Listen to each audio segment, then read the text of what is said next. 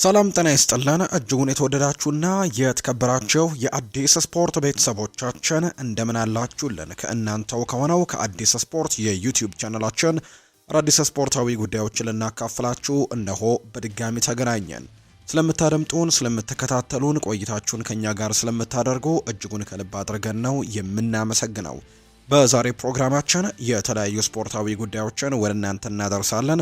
ከነዚህ መካከል ትላንትና የተደረጉ በርከት ያሉ ጨዋታዎች አሉ። በአፍሪካ ዋንጫ፣ በተወዳጁ የእንግሊዝ ፕሪሚየር ሊግ፣ በጣሊያን ሴሪኤ እንዲሁ ደግሞ በሳዑዲ ፕሮ ሊግም የተደረጉ በጣም ተጠባቂ ጨዋታዎች ነበሩ። የእነሱን የጨዋታ ውጤቶች እናነሳለን።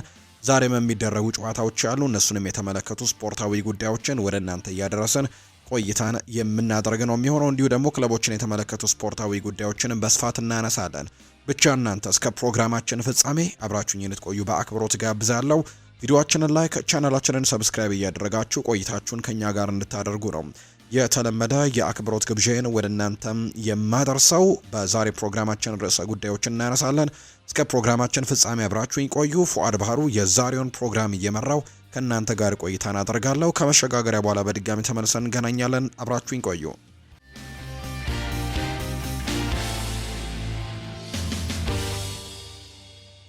የአፍሪካ ዋንጫ መረጃን በማስቀደም ነው የምንጀምረው። በሞሮኮ አስተናጋጅነት እየተደረገ የሚገኘው የዘንድሮ የአፍሪካ ዋንጫ ትላንትናም የምድብ ሁለተኛ ዙር ጨዋታዎች ቀጥለው ተደርገዋል። 4 ያክል ጨዋታዎች ናቸው ትላንትና የተደረጉት።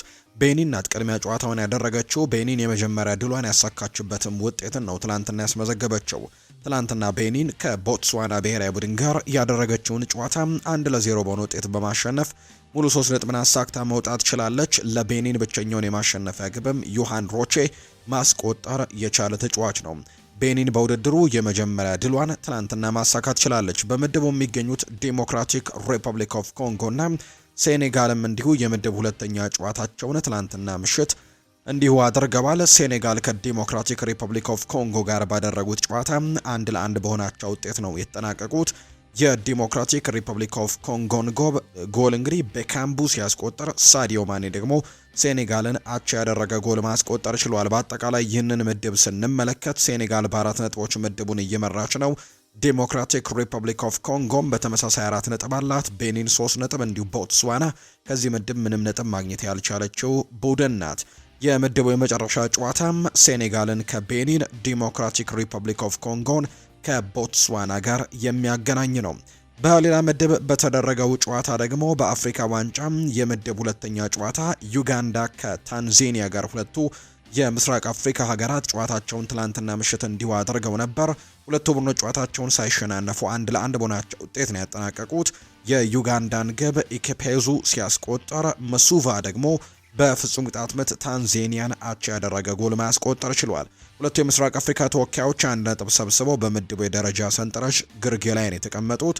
በምድቡ የመጨረሻ ጨዋታ ታንዛኒያ ከቱኒዚያ እንዲሁ ደግሞ ዩጋንዳና ናይጄሪያ ደግሞ ጨዋታቸውን የሚያደርግ ይሆናል። ትላንትና በዚህ ምድብ ሌላኛው ተጠባቂ የነበረው ጨዋታና እጅግ በጣም ድንቅ ጨዋታ የነበረው የናይጄሪያና የቱኒሲያ ብሔራዊ ቡድን ያደረጉት መርሃ ግብር ነው። ድንቅ የሚባል ፉክክርን በዚህ ጨዋታ ላይ ተመልክተናል። 5 ያክል ጎሎችም ተቆጥሮበታል። ይህ ጨዋታ ሁለተኛ የምድብ ጨዋታ ነበር። ናይጄሪያ ከቱኒዚያ ጋር ያደረጉት ሁለቱ ቡድኖች የመጀመሪያው ዙር ጨዋታቸውን ማሸነፍ ችለው ነበር። ዩጋንዳንና ታንዛኒያን ነበር ያሸነፉትና የትላንትናው ጨዋታ እርስ በርስ የተገናኙበትና በጣም ትልቅ ፉክክር የተደረገበት መርሃ ግብር ነው። በናይጄሪያ የ3-2 አሸናፊነት ተጠናቋል። ናይጄሪያ ትላንትና ማሸነፏን ተከትሎ ወደ ጥሎ ማለፏን ያረጋገጠች ብሔራዊ ቡድን ሆናለች።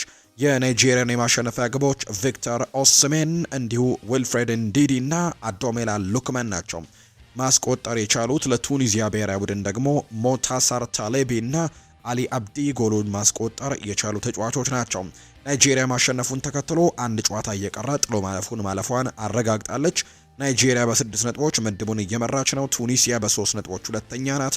ታንዛኒያ በ1 ነጥብ ሶስተኛ፣ ዩጋንዳ ደግሞ በ1 ነጥብ አራተኛ ደረጃ ላይ ተቀምጠዋል። በቀጣይ ዩጋንዳ ከናይጄሪያ፣ ቱኒዚያ ደግሞ ከታንዛኒያ ጋር መርሃ ግብራቸውን የሚያደርጉ ነው የሚሆነው። ትላንትና የተደረጉት ጨዋታዎች እነዚህን ነው የሚመስሉት።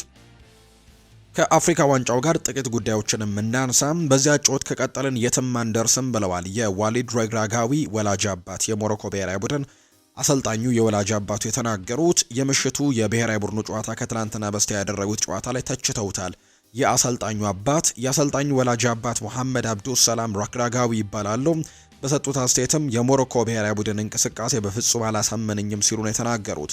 በዚያ ጮት የሚቀጥሉ ከሆነ በአፍሪካ ዋንጫው ሩቅ መጓዝ በጣም አዳጋች ይሆንባቸዋል ሲሉም ተናግረዋል። የአፍሪካ ዋንጫው አዘጋጅ ሞሮኮ ከትላንትና በስቲያ ምሽት በማሊ ነጥብ መጣሏ የሚታወስ ነው።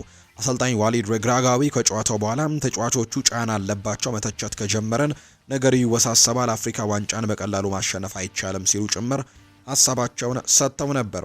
ዛሬ የአፍሪካ ዋንጫ 4 መርሃ ግብሮች ቀጥለው ይደረጋሉ። ዛሬ እንግዲህ 4ቱ ጨዋታዎች ይደረጋሉ። ቀን 9 ሰዓት ከ30 ሲል ጋቦንና ሞዛምቢክ ጨዋታቸውን ያደርጋሉ። ምሽት 12 ሰዓት ሲል ኢኳቶሪያል ጊኒና ሱዳን ጨዋታቸውን ያደርጋሉ። ምሽት 2 ሰዓት ከ30 ሲል አልጄሪያና ቡርኪና ፋሶ እንዲሁም ምሽት 5 ሰዓት ሲል ደግሞ አይቮሪ ኮስትና ካሜሮን የሚያደርጉት መርሃ ግብር የሚጠበቅ ነው የሚሆነው። በተለይ ዛሬ አይቮሪ ኮስትና ካሜሮን የሚያደርጉት መርሃ ግብር በርካቶች በጉጉት ይጠብቁታል።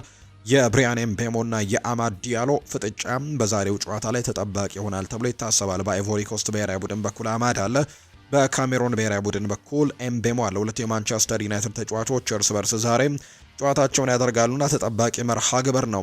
ለኮት ዲቮር ከልብ ያለፈ ክብር የለንም ብለዋል ዴቪድ ፓኩ ናቸው ይህንን ሀሳብ የሰጡት። የካሜሮን ብሔራዊ ቡድን ዋና አሰልጣኝ ዴቪድ ፓጉ ለተጋጣሚ ከልክ ያለፈ ክብር ማሳየት አይገባም ነው ያሉት።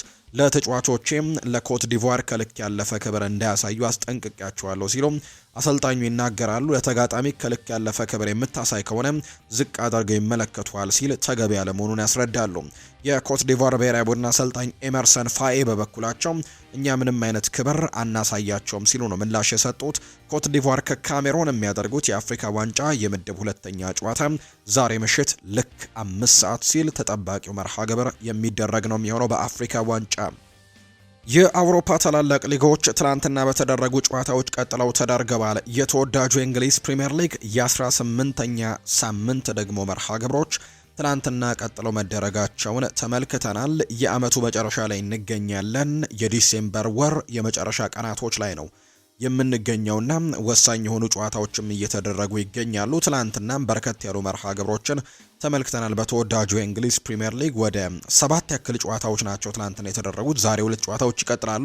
ዕለተ አርብ ላይ ደግሞ አንድ ጨዋታ መደረጉን እናስታውሳለን። ትናንትና 7 ያክል የተወዳጁ የእንግሊዝ ፕሪምየር ሊግ ድንቅ ፉክክር የተመለከትንባቸው በርከት ያሉ ጎሎችን የተመለከትንባቸው ጨዋታዎች ትናንትና ምሽት ቀጥለው የተደረጉበት መርሃ ግብር ነበርና በጣም ጥሩ ፉክክርን ተመልክተናል። የሊጉ የደረጃ ሰንጠረዥ መሪነት ላይ የሚገኙት አርሰናል፣ ሲቲ፣ አስተን ቪላ እና ሊቨርፑል ደግሞ ትናንትና ድል የቀናቸው ቡድኖች ናቸው። ይህም ደግሞ የዋንጫ ፉክክሩን አሁንም በጣም ጠንካራ አድርጎታል። ባላቸው የነጥብ ልዩነት ላይ እንዲቀጥሉ አድርጓቸዋል። አስተን ቪላ ትናንትናም ድል አድርጓል።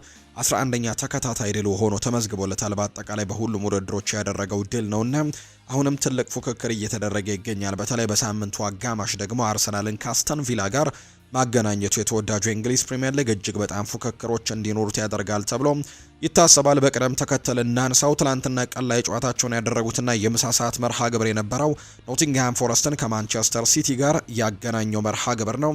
እንግዲህ ምሳ ሰዓት ላይ የተደረገ ጨዋታ ነው። በሲቲ ግራውንድ በኖቲንግሃም ፎረስት ሜዳ የተደረገ መርሃ ግብር እንደነበር ትላንትና ተመልክተናል። ማንቸስተር ሲቲ አርሰናል ላይ ያለውን የነጥብ ልዩነት ለማጥበብና በጊዜያዊነትም ቢሆን የሊጉን መሪነት ለተወሰኑ ሰዓታትም ለመረከብ የትላንትናው ጨዋታ ወሳኝ እንደነበር የተመለከትንበት መርሃ ግብር ነበርና በተለይ አሰልጣኝ ፔፕ ጓርዲዮላ ለተጫዋቾቻቸው ወደ እረፍት ከማምራታቸው ሰሞኑን የገና በዓል ነበር በፈረንጆቹና ወደዛ ከማምራታቸው በፊትም ትልቅ ማስጠንቀቂያ ሰጥቷቸው ነበር። ለዋንጫ ፉክክሩ በጣም ወሳኝ ጊዜ ላይ እንደሚገኙና አንድ ተጫዋች ክብደቱ ጨምሮ የሚመጣ ከሆነ እንግዲህ ላያሰልፉትና ወደ ኖቲንግሃም ፎረስት ሜዳ ጭምር ይዘውት ላይ ሄዱ ቃል ገብተው እንደነበር እናስታውሳለን። ያን ያክል በጣም ታይት የሆነ ውድድርን እየተመለከትን ነው የምንገኘውና የትላንትናው ጨዋታ በጣም ተጠባቂ ነበር። የሾን ዳይቹ ኖቲንግሃም ፎረስት ከደረጃ ሰንጠረዡ ግርጌ በጣም ለመራቅ ወይም ደግሞ ከወራጅ ቀጠናው ለመራቅ ፉክክር የሚያደርግበት፣ ማንቸስተር ሲቲ ደግሞ የዋንጫ ፉክክሩን ለማስቀጠል ያደረጉት መርሃ ግብር እንደሆነና በጣም ትልቅ ፉክክር የተደረገበት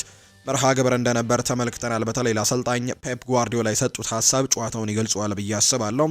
እንግዲህ እኔ የጨመርኩትን ኪሎ በበዓል ሰሞኖች ምክንያት የጨመርኩትን ክብደት አስቀንሶኛል ይሄ ጨዋታ ብለዋል። በጣም ትልቅ ስጋት የነበረበት በጣም ትልቅ መጨረሻዎቹ ደቂቃዎች ላይ በተለይ ለማንቸስተር ሲቲ ጭንቀት የነበረበት አካባቢ እንደነበር ተመልክቻለሁና የጨመርኩትን ክብደት ያጣሁበት ጨዋታ ሲሉ ፔፕ ጓርዲዮላ ገልጸውታል። የትላንትናው ጨዋታ በትክክል የሚገልጸው ይመስላል። ማንቸስተር ሲቲ ከኖቲንግሃም ፎረስት ጋር ያደረገውን የፕሪሚየር ሊግ መርሃ ግብር 2-1 በሆነ ውጤት ነው ትላንትና ማሸነፍ የቻለው። የማንቸስተር ሲቲን ግቦች ቲያኒ ራይንደርስ እና ራያን ሸርኪ ናቸው ማስቆጠር የቻሉት። በተለይ ቀዳሚ ያደረጋቸው ቲያኒ ራይንደርስ ነበር። ሁለተኛው 45 የጨዋታ ክፍለ ጊዜ በተጀመረ በጥቂት ደቂቃዎች ውስጥ 48ኛው ደቂቃ ላይ ጎል አስቆጥሮ ቲያኒ ራይንደርስ ማንቸስተር ሲቲን መሪ አድርጎ ነበር።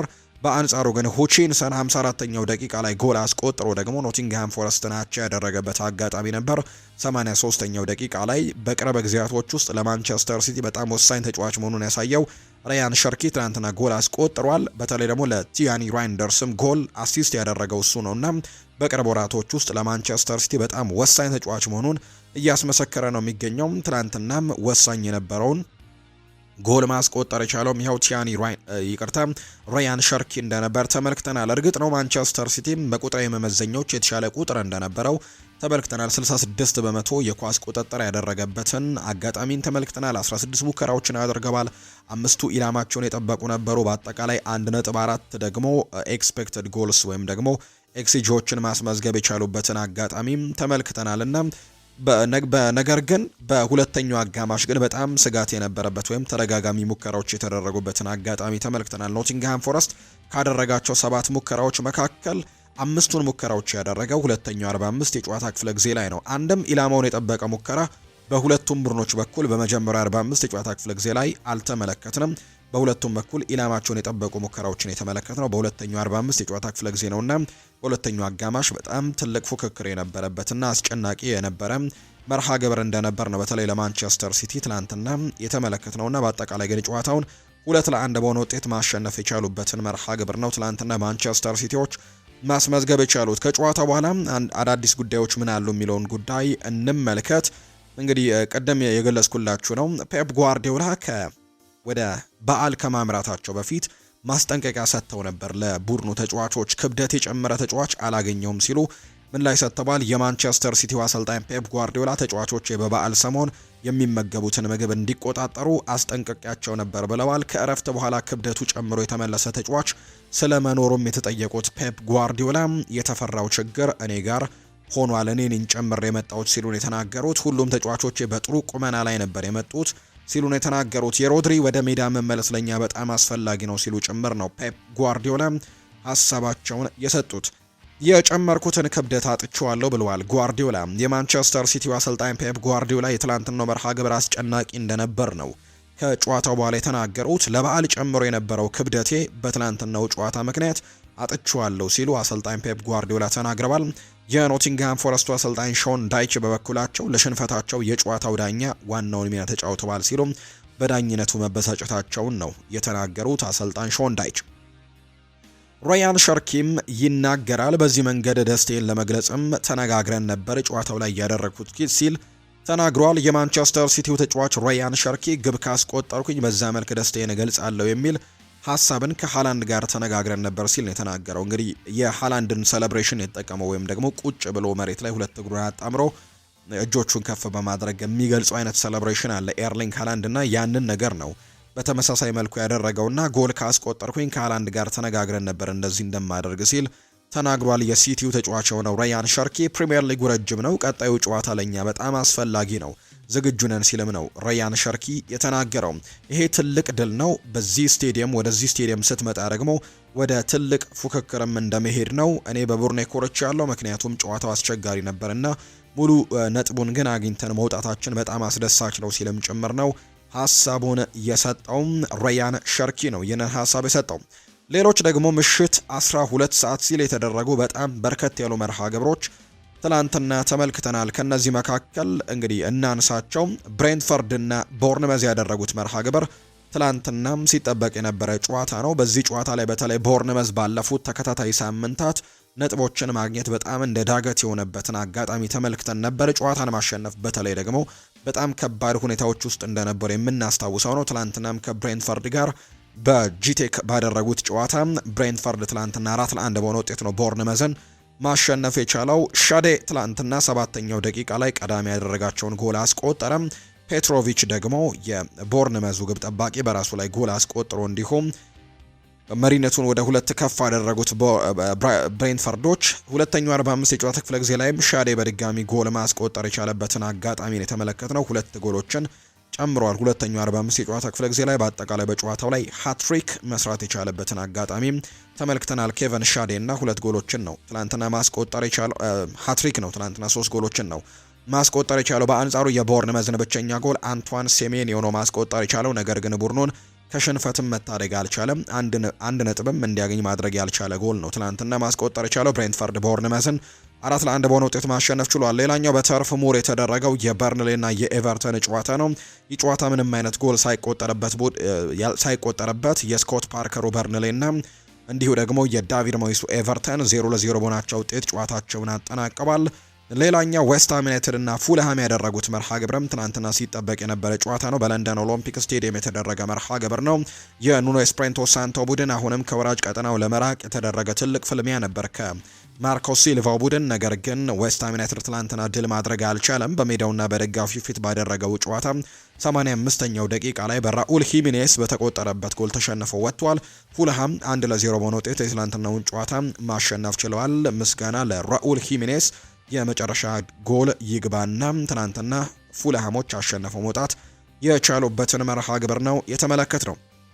ሌላ በጥልቀት የምንመለከታቸው ጨዋታዎች አርሰናል ከብራይተን ያደረጉት መርሃ ግብር አንደኛው ነው። የ18ኛው ሳምንት ተጠባቂ ከሆኑ መርሃ ግብሮች መካከል አንደኛው ነበር።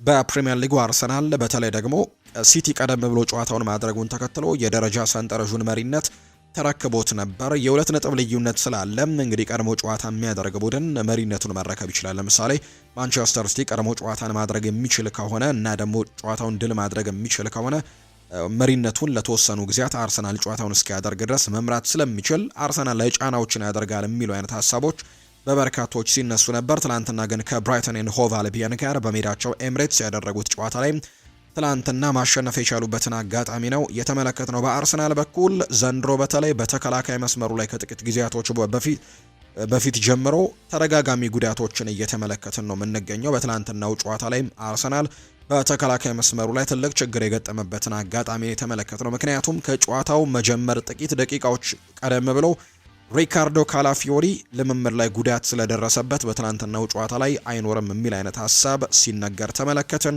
ከዛ ውጪ ደግሞ ጁሪያን ቲምበርም ከትላንትናው ጨዋታ ውጪ ተደርጎ ነበርና ለአርሰናል በተከላካይ መስመር ላይ በጣም አስቸጋሪ ጊዜያቶችን እያሳለፉ ነው። ተደጋጋሚ ጉዳቶችም እየተከሰቱ ከመሆኑ ጋር በተያያዘ ነገር ግን ትልቁ ዜና ግን ጋብሪኤል ማጋሌሽ ትላንትና ተቀይሮ ገብቶ የተወሰኑ ያክል ደቂቃዎችን ሜዳ ላይ ማሳለፉ ምናልባት ለአርሰናል የመሀል ተከላካይ ላይ ጥሩ እንቅስቃሴን እንዲያደርግ ያግዘዋል ተብሎ ይታሰባል። ነገር ግን ተደጋጋሚ ጉዳቶች ግን አሁንም እየቀጠሉ ነው የሚገኙ። በተለይ ደግሞ ተከታታይ ጨዋታዎች በቅርቡ ይመጣሉና አማራጮች የግድ ያስፈልጋሉ ተብሎ ይታሰባል። ለምሳሌ ያክል በትናንትናው ጨዋታ ዴክላን ራይስ ነው በቀኝ ተከላካይነት ሲሰለፍ የተመለከት ነው። ይህ ቨርሳታይል የሆነ ተጫዋች ነው። በእርግጥ በዌስትሃም ዩናይትድም የተወሰኑ ደቂቃዎችን በዛ ቦታ ላይ ሲጫወት ተመልክተናል። ነገር ግን የትኛውም ቦታ ላይ ቢኖር ወሳኝ ተጫዋች መሆኑን አሁንም አስቀጥሏል። በትናንትናው ጨዋታ ላይ በተሰለፈበት ቦታ ላይ ጥሩ ሚናን አገልግሎ እንደወጣ ተመልክተናል። ዳቪድ ራያ በግብ ጠባቂነት ነበር። የሪካርዶ ካላፊዮሪ ጉዳትን ተከትሎ ማይልስ ሉዊስ ስኬሊ ትናንትና ቦታውን ተክቶ ሲጫወት ነበር። ፒዮሮ ሂንካፒየን እና ዊሊያም ሳሊባን በመሀል ተከላካይነት ደግሞ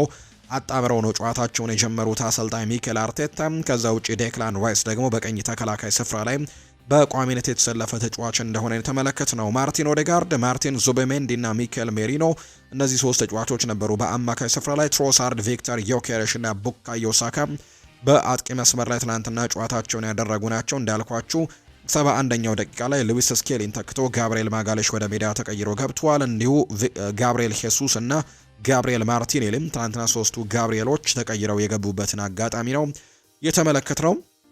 አርሰናል በአጠቃላይ በትናንትናው ጨዋታ ላይ እጅግ በጣም ወሳኝ የተባለን 3 ነጥብን አሳክቶ የወጣው። ባለፉት ጨዋታዎች ላይ በተለይ አርሰናል በተለይ ሲቸገር እንመለከተዋለን። በመጨረሻዎቹ ደቂቃዎች ላይ በጣም ጭንቅ ውስጥ ሲገባ ተመልክተናል። ትናንትናም 2-1 እየመራ በነበረበት ሰዓት ላይ በጣም ጭንቅ ውስጥ የገባበትን አጋጣሚ ተመልክተን ነበር። ምስጋና ለዳቪድ ራያ እጅግ አስደናቂ ሴቭም የያኩቡ ሚንቴን እጅግ አስደናቂ ሴቭም ያደረገበት መንገድ ይግባና ደግሞ ሙሉ ነጥቡን ይዘው እንዲወጡም ትልቁን አስተዋጽኦ አድርጓል። እጅግ በጣም አስደናቂ ሴቭ ነው ትናንትና ዳቪድ ራያ ሲያደርግ የተመለከትነውና ቡድኑም ነጥብ ይዞ እንዲወጣም ያደረገ አጋጣሚን ትላንትና ተመልክተናል። ቡካዮ ሳካ ትላንትና ለማርቲን ኦዴጋርድ የሰጠውን ኳስ ነው 14ኛው ደቂቃ ላይ ማርቲን ኦዴጋርድ ከፔናልቲ ቦክስ ውጭ አካባቢ ኳሱን እንግዲህ ያስቆጠረውና መሪነቱንም 1-0 ያደረገው የመጀመሪያው 45 የጨዋታ ክፍለ ጊዜ ላይ። በሁለተኛው 45 የጨዋታ ክፍለ ጊዜ ከማዕዘን ምት የተሻገረ ኳስ ጆርጂኒዮ ሩተር ራሱ ላይ ያስቆጥሮ የአርሰናልን መሪነት ወደ 2 ከፍ አደረገው። እንግዲህ አርሰናሎች ባለፉት 6 ጎሎቻቸው በፕሪሚየር ሊጉ 4ቱ ራሳቸው ላይ የተቆጠሩ ጎሎች እንደሆኑ ተመልክተናል። ካለፉት 6 የፕሪሚየር ሊግ ጎሎች 4ቱ የተቆጠሩት ራሳቸው ላይ ተጋጣሚ ተጫዋቾች ያስቆጠሯቸው ጎሎች ናቸውና ትናንትና ጆርጂኒዮ ሩተርም ከማዕዘን ምት የተሻገረውን ኳስ ነው ራሱ ላይ ያስቆጠረው። እንዲሁ ደግሞ ጎሜዝ ጎል አስቆጥሮ 2-1 በሆነ ውጤት ጨዋታው እየቀጠለ የነበረበትን አጋጣሚና እንዲሁ ግን ዳቪድ ራያ ያደረገውን ሴቭ ደግሞ የተመለከትንበት አጋጣሚ ነበር በትናንትናው ጨዋታ ላይ። አርሰናል በአጠቃላይ ጨዋታውን ግን 2-1 በሆነ ውጤት ማሸነፍ የቻለበትን አጋጣሚ ነው የተመለከትነው። ማርቲን ኦዴጋርድ የዳቪድ ራያን ሴቭንም በደንብ አድንቆታል። አድናቆትም ይገባዋል ዳቪድ ራያ ሲል ነው ኦዴጋርድ የተናገረው። የአርሰናሉ አምበል የሆነው ማርቲን ኦዴጋርድ የቡድናቸውን ግብ ጠባቂ ዳቪድ ራያ አስደናቂ ግብ ጠባቂ ሲል ነው የገለጸው።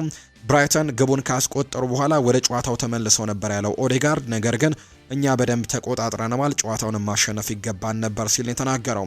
ዳቪድ ራያ ስላዳነው የጎል ሙከራ የተጠየቀው ተጫዋቹም እነሱ ወደ ጎል የሞከሩት ብቸኛው ትልቁ ሙከራ ይመስለኛል፣ ያንንም ኳስ ደግሞ በግሩም ሁኔታ አድኖታል ሲልም ነው ኦዴጋርድ ስለ ዳቪድ ራያ የሚናገረው። ዳቪድ ራያ እንደምታውቁት አስደናቂ ነው፣ ትልቅ አድናቆትም ይገባዋል፣ ያዳነው ኳስም ለቡድኑ ወሳኝና ትልቅ ነበር ሲልም ጭምር ነው ኦዴጋርድ ክለቡ ካፕቴን የተናገረው። ትላንትና ግብ ጠባቂው ዳቪድ ራያ 150ኛ የፕሪሚየር ሊግ ጨዋታውን ነው በአጠቃላይ በሁሉም ክለቦች ያደረገው። እሱ በፕሪሚየር ሊጉ ከመጣ በኋላ ደግሞ እንደሱ ክሊንሺቶችን ያስመዘገበ ግብ ጠባቂ የለም፣ በቀዳሚነት ተቀምጧል። ትላንትና ግን በአጠቃላይ በፕሪሚየር ሊጉ 150ኛ ጨዋታውን ለሁሉም ቡድኖች ያደረገበትን መርሃ ግብር ነው የተመለከትነው። በቁጥራዊ መረጃዎች ትናንትና አርሰናል የተሻለ ነበር፣ በተለይ የጎል ሙከራዎችን በማድረጉ። አሁንም የአርሰናል ትልቁ ችግር የሚባለው ቀድሞ ጨዋታውን አለመግደል ወይም ደግሞ አለመጨረስ ነው። ትላንትናም ተደጋጋሚ ድሎችን ቢያገኙም ነገር ግን አሁንም ጎሎችን በመጨረሱ ጉዳይ ላይ ጥያቄዎች ይነሱባቸዋል። ትላንትናም ጭንቅ ውስጥ ባልገቡ ነበር ያገኛቸውን አጋጣሚዎች ቢጠቀሙ ኖሮ። በጨዋታው ላይ 24 የጎል ሙከራዎችን ነው አርሰናል ማድረግ የቻለው፣ 6ቱ ናቸው ኢላማቸውን የጠበቁትና ጎሎችን ማስቆጠር አለመቻላቸውና ወደ ጨዋታው የመጨረሻዎቹ ደቂቃዎች ላይ ጭንቅ ውስጥ እንዲገቡ ያደረጋቸው አጋጣሚ ተፈጥሯል ብሎ ማንሳት ይቻላል። በብራይተን ኤንድ ሆቭ አልቢየን በኩል በፋቢያን ሆርዝለር ቡድን በኩል 8 የጎል ሙከራዎች ናቸው የተደረጉት፣ 3ቱ ናቸው ኢላማቸውን የጠበቁት። በአርሰናል በኩል 3.08 እንግዲህ በአቬሬጅ ወይም ኤክስጂ ኤክስፔክተድ ጎልስ መቆጠር የነበረበት ጎል ማለት ነው 3.08 ነበር ትናንትና ኤክስጂያቸውና በጣም ጥሩ ጎሎችን ማስቆጠር የሚችሉበት አጋጣሚን ትናንትና መፍጠር ችለው ነበር። ነገር ግን በጨዋታው ላይ እንግዲህ እነዛን ነገሮች አለመጨረሳቸው አሁንም በመጨረሻዎቹ ደቂቃዎች ላይ ትልቅ ጭንቅ ውስጥ እንዲገባ ቡድኑ አድርጎት እንደነበር ነው የተመለከትነው። በአጠቃላይ ግን ጨዋታውን አሸንፎ መውጣት ችሏል። ጋብሪኤል ሄሱስ ስለ ፕሪሚየር ሊጉ የዋንጫ ፉክክር ይናገራል። እኛ አሁን ላይ የበለጠ ትልቅ ቡድን እንዳለን ይሰማናል። ያለፉት 3 የውድድር ዘመናትን ይህንን አሳይተናል። ይህንን ሊግ ለማሸነፍም በየቀኑ የበለጠ መስራት እንዳለብንም እናምናለን ሲልም ጭምር ነው የተናገረው ጋብሪኤል ሄሱስ። አርቴታም ይናገራል። በጨዋታው በጣም ደስተኛ ነን፣ በግለሰብም ሆነ በጋራ በጣም የበላይነት ወስደን ነበር፣ በዚህ ሁሉ ደግሞ በጣም ተደስተናል ሲልም ይናገራል። ነገር ግን የጎል ልዩነቱ ከዚህ በላይ መሆን ነበረበት። በጨዋታው ላይ በፈጠርናቸው የጎል እድሎች ጨዋታውን 2-1 በሆነ ውጤት ብቻ ማለቁ አግባብ አይደለም ብዬ አስባለሁ ሲል ይናገራል። ጁሪያን ቲምበርም እንዲሁ እሱንም ማተነዋል። እናም ደግሞ ሪካርዶ ካላፊዮሪም በማሟማቂያ ወቅት ተጎድቶብናል። ዴክላን ራይስን እንደ ፉልባክ መጫወት ነበረበት፣ ያሳየው እንቅስቃሴም በጣም ጥሩ ነው ብሏል። አርቴታም መልካሙ ዜና ጋብሪኤል ማጋሌሽን መልሰን አግኝተነዋል፣ ጋቢን ከጠበቅነው በላይ ቀድመን አግኝተነዋል፣ ይህም ደግሞ በጣም ጥሩ ነው። የሕክምና ባለሙያዎችም አስደናቂ ስራን ሰርተዋል ብዬም አስባለሁ ሲልም ጭምር ነው የተናገረው። አሰልጣኝ ሚኬል አርቴታ ነው ይህንን ሀሳብ የሰጠው።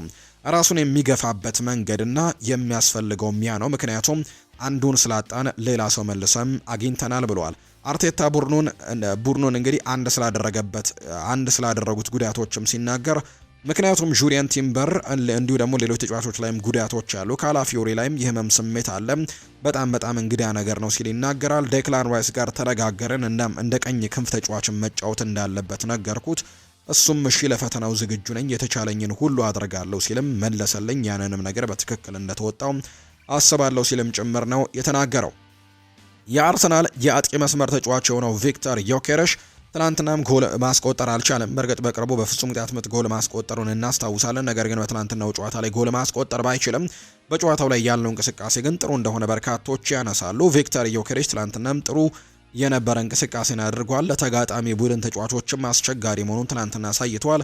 በየጨዋታው የመሰለፍ እድልን ባገኘ ቁጥር እየተሻሻለ እንደሆነ በግልጽ ይታያል። ነገር ግን የአጥቂ ተጫዋች ነውና በጣም ትልቁ ጥያቄ የሚነሳበት ጎል በማስቆጠሩ ረገድ ላይ ነውና መጀመሪያ ላይ የተገኘውን አጋጣሚ በተለይ ማስቆጠር የሚችልበት ጥሩ እድልን አግኝቶ ነበር። ያንን ማስቆጠር ባለመቻሉም እንዲሁ እንደተቆጨ ጭምር ተናግሯል። ስሜቱም እንግዲህ ሲታይም እንደነበር በደንብ ተመልክተናልና የብራይተን ተከላካዮች ግን እያንዳንዱን እንቅስቃሴውን ሲያስጨንቃቸው ተመልክተናል። የተጋጣሚ ተጫዋቾችን ኳስ ለማስጣለም የሚያደርገው ግፊትም የማይታክት እንደነበረና ፕሬሲንጉ ጥሩ እንደነበረም ተመልክተናል። የብራይተኑ ግብ ጠባቂም በቀይ ካርድ መውጣት የነበረበት አጋጣሚም እንዳለ በርካቶች ያነሳሉ። ሆኖም ግን እንግዲህ የነበረው የስራ ተነሳሽነት ግን ለቡድኑ የሚጨምረው አዲስ ነገር እንዳለ ይታመናል። ግን እንዳልኳችሁ የአጥቂ መስመር ተጫዋች ሲኮን አብዛኞቹ ጥያቄዎች የሚነሱት ጎል ከማስቆጠር ጋር በተያያዘ ነውና ያንን ነገር በቶሎ ወደ ፎርሙ መመለስ እንዳለበት በርካቶች ያነሳሉ። በዚህ መልኩ የሚቀጥል ከሆነ ለተጫዋቹ ስነ ልቦናም በጣም ከባድ ሁኔታዎች ሊፈጠሩ እንደሚችሉ በርካቶች ያነሳሉና ያንን ነገር ማስተካከል የሚችል ከሆነ ግን በጨዋታው ላይ ከሚፈጥራቸው አጋጣሚዎችና እንዲሁ ደግሞ አስጨናቂ ከሚባሉ ፕሬሲንጎቹ ጋር ደግሞ ተያይዘው ጥሩ ነገሮችን ለአርሰናል ማድረግ እንደሚችል በርካቶች ያምናሉ። ስለዚህ ያንን ነገር ማስተካከል ይኖርበታል ተብሎ ይታሰባል። ሌላኛው ትናንትና ምሽት የተደረገው ጨዋታ ሊቨርፑል ያደረገው በረሃ ግብር ነው። ትናንትና ከወልቨርሃምፕተን ወንደረርስ ጋር ነው ጨዋታውን ያደረገው። ይሄ ጨዋታ ትንሽ ለየት የሚያደርገው ከዲኤጎ ዦታ ጋር የተያዘ ጉዳይ ስላለው ነው። ለሁለቱ ክለቦች ተጫውቶ ማሳለፉ ይታወሳልና እንግዲህ ህይወቱ ካለፈ በኋላ ደግሞ እነዚህ ሁለት ቡድኖች የቀድሞ ክለቦቹ እርስ በርስ ሲገናኙ ለመጀመሪያ ጊዜ ነው። በዚህም ትናንትና ታውሷል። እንዲሁ የዲኤጎ ዦታ ልጆችም ስቴዲየም ተገኝተው ታደመው እንደነበር ጭምር ተመልክተናልና በዚህ ጉዳይ ላይ ትልቅ እንግዲህ ነገሮች እንደነበሩትና ትልቅ ድባቦች እንደነበሩት ተመልክተናል። በአጠቃላይ ሊቨርፑል ትላንትና ከወልቨርሃምፕተን ወንደረርስ ጋር ያደረገውን ጨዋታ 2-1 በሆነ ውጤት ማሸነፍ ችሏል። አሁንም የማሸነፊያ መንገዱን አሰልጣኝ አርነ ስሎት መንገዱን በትክክል እየያዙት እንደሆነ እየተመለከትን ነው። ምክንያቱም ባለፉት ተደጋጋሚ ጨዋታዎችን ድል ማድረግ የቻሉበትን አጋጣሚን የተመለከትነው የደረጃ ሰንጠረዡ ላይም ወደ ቶፕ 4 እየገቡ ይገኛሉ። 3 ጨዋታዎችን ተከታታይ አሸንፈዋል። 2 ጨዋታዎችን ደግሞ ከዛ በፊት የነበሩት ናቸው ወጥተዋልና ከተሸነፉም ትንሽ ራቅ እያለ ይገኛል። ቀውስ ውስጥ የነበረው ቡድን አሁን ላይ መጠነኛ መስተካከሎችን እያሳየ እንደሆነ እየተመለከትን ነው የምንገኘው። በተለይ ትላንትናም ድል ማድረጋቸው ደግሞ ለቡድኑ ስለንቦና እጅጉን ከፍ ያለ አስተዋጽኦ ይኖረዋል ተብሎ ይታሰባል። ከዛ ውጪ ደግሞ የደረጃ ሰንጠረዡ ላይም ወደ ቶፕ 4 መመለሳቸው ትልቅ አስተዋጽኦ ይኖረዋል ተብሎ ይታሰባል። ትላንትና የመጀመሪያ የፕሪሚየር ሊግ ጎሉን ማስቆጠር ችሏል ፍሎሪያን ቨርትስ ነው። ትላንትና ጎል ማስቆጠር የቻለው ባለፈው ሳምንት የመጀመሪያ አሲስቱን አድርጎ እንደነበር እናስታውሳለን ለአሌክዛንደር ኢሳክ። በትላንትናው ጨዋታ ደግሞ ጎል አስቆጥሯል። የመጀመሪያ ጎሉንም በፕሪሚየር ሊጉ ማስቆጠር የቻለበትን አጋጣሚም ተመልክተናል። ፍሎሪያን ቨርትስ እና ለሊቨርፑል የመጀመሪያ ፕሪሚየር ሊግ ጎሉን ነው ትናንትና ማስቆጠር የቻለው። ጥሩ ስሜት እንደተሰማውም ጭምር ከጨዋታው በኋላም ተናግሯል። ፍሎሪያን ቨርትስ ጎል በማስቆጠር እጅጉን በጣም ደስ ብሎኛል። ትልቁ ነገር ግን ቡድናችን ወደ ማሸነፊያው መንገድ መመለሱ ነው ሲል ፍሎሪያን ቨርትስ በትላንትናው ጨዋታ ላይ ሀሳቡን እንደሰጠ ነው እየተመለከት ነው። አሰልጣኝ አርነ ስሎትም ከጨዋታ በኋላ እንዲሁ ሀሳባቸውን ሰጥተው ነበር። ደስተኛ ነኝ፣ ምክንያቱም በእግር ኳስ ውስጥ ዋናው ነገር ውጤት ነው። በዚህ የውድድር ዘመን ደግሞ ብዙ ጊዜ ውጤት ባይኖረንም አፈጻጸማችን ግን ጥሩ ነበር ሲሉ ጭምር ይናገራሉ። እኔም ወደው የሁሉም ነገር የመጨረሻ ውጤት የሆነው ድል ሲገኝ ነው ሲልም ጭምር ሀሳቡን ሰጥቶ ነበር በትላንትናው ጨዋታ ላይና በዚህም ደስተኛ እንደሆነ ተመልክተናል። በሊቨርፑል በኩል ትላንትና ከተመለከትናቸው ጉዳዮች መካከል አስተላለፉ አንደኛው ነው። በጨዋታው የቋሚነት አስተላለፉ ውስጥ ትላንትና ፌዴሪኮ ኪየዛ በቋሚ አስተላለፉ ውስጥ ተካቷል። በዚህ ውድድር ዓመት በጣም ድንቅ እንቅስቃሴን ሲያሳይ የነበረው እንግዲህ የአማካይ ስፍራ ተጫዋች የሆነው ዶሚኒክ ሶቦስላይ በትላንትናው ጨዋታ ላይ እንዳልነበር ነው የተመለከትነው። በጨዋታው ላይ አልተመለከትነውም እና በዚህ መሰረትም በቢጫ ካርድ ምክንያት ነው የትላንትናው ጨዋታ ላይ ያልነበረው ዶሚኒክ ሶቦስላይ እና በዚህ ምክንያት ትላንትና የጨዋታው የቋሚነት አስተላለፈን እድል አግኝቶ ነበር ፍሬድሪኮ ኪየዛ ጣሊያናዊው ተጫዋችና አሰልጣኝ አርነ ስሎት ስለ ፍሬድሪኮ ኪየዛ ዋና አስተላለፍ ውስጥ መግባቱ ሲናገሩ ይህ ለመጀመሪያ ጊዜ በፕሪሚየር ሊግ ቋሚ አስተላለፍ ውስጥ የገባበት ይመስላልና ብዙ ሰዎች እኔን ጨምሮ ያንን በጉጉት እየጠበቅን ነበርና በትላንትናው ጨዋታ ላይ በቋሚ አስተላለፍ ውስጥ መካተቱ ለሱም ለቡድኑ በጣም ጥሩ ነገሮች ያሉት ሲልም ጭምር ነው የተናገረው። ኪያዛ በትላንትናው ጨዋታ ላይ በቋሚ አስተላለፍ ውስጥ ቢካተትም ነገር ግን ተቀይሮ ሲገባ እንደሚያደርገው በጣም ወሳኝ የሚባል እንቅስቃሴን በትላንትናው ጨዋታ ላይ አልተመለከትንበትም። በነበረው ሶፋ ስኮር በሚሰጠውም የሬቲንግ እንኳን ከተመለከትን ከሊቨርፑል ተጫዋቾች ዝቅ ያለውን ደረጃ ይዞ ያጠናቀቀው እሱ ነው። በእርግጥ ተቀይሮ የወጣበትን አጋጣሚ 61ኛው ደቂቃ ላይ ተመልክተናልና ያ ነገርም አስተዋጽኦ አድርጓል። ኮዲ ጋክፖም ከጉዳት ተመልሶ በትላንትናው ጨዋታ ላይ ተቀይሮ ገብቶ ጨዋታውን ማድረግ የቻለበትን አጋጣሚ ተመልክተናል። ይህም ለሊቨርፑል የማጥቃት መስመሩ ለሳሳበት ሊቨርፑል በጣም ጥሩ ይሆንለታል ተብሎ ይታሰባል። ምክንያቱም መሐመድ ሳላም በአፍሪካ ዋንጫው ምክንያት አጥተውታል። አሌክዛንደር ኢሳክ በጉዳት ምክንያት ይህንን ቡድን ማገልገል አይችልምና በዚህ መሰረትም የክንፍ ተጫዋችና የአጥቂ መስመር ተጫዋች የማጥቃት ባህሪ ያላቸው ተጫዋቾች ላይ እክል ገጥሟቸው ነበር። ኮዲ ጋክፖ ከጉዳት መመለሱ ግን ለዚህ ቡድን ትልቅ አስተዋጽኦን ያደርጋል ተብሎ